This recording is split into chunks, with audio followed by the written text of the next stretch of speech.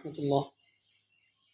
আজকে আমি কথা বলবো দুজন ব্যক্তি, একজন ইমাম খালেদ আর একজন আহমদ। তারা দুজনে আলোচনা করছে যে ইমামের কোন কোন বিষয় করা উচিত এই বিষয় নিয়ে।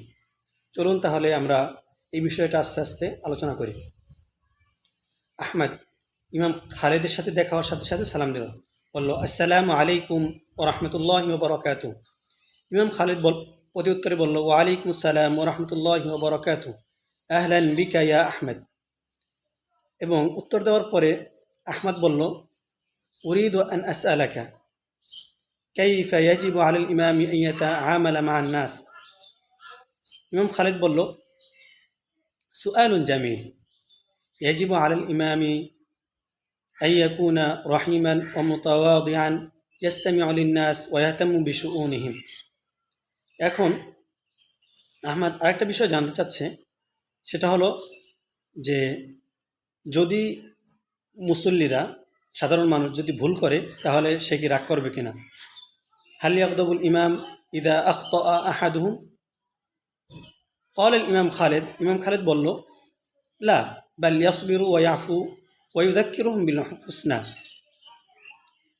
কামা ক্বালা আল্লাহু তাআলা ওয়াল ইয়াফু ওয়াল ইয়াসফাহু। আহমদ আরেকটা বিষয় জানতে চাইল যে সে কি মানুষের ঘরে দেখা সাক্ষাতের জন্য যাবে কিনা। হাল ইয়াজুরুল ইমাম আন-নাসা ফি বুয়ুতিহিম।